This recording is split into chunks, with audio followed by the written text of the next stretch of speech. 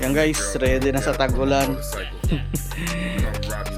Hindi ko kasi maisalpak yung stock. Ano natin dito, tapalodo sa likod. Kaya ginawan ko ng paraan. Yan, kasi naka-plasto kasi ako na swing arm.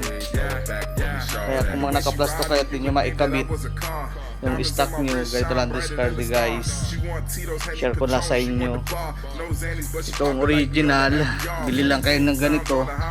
Yan, makikita nyo naman. Pinutol ko siya.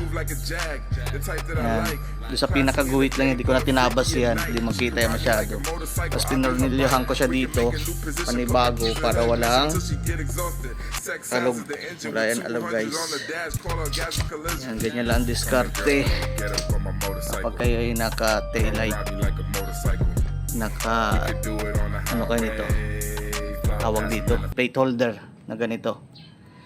Yan, may kakabit nyo pa din, kaya lang sisirain nyo talaga yung original, pero okay lang naman, solid din.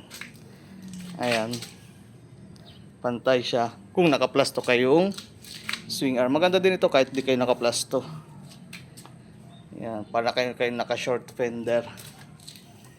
Yan. Yun oh, share lang.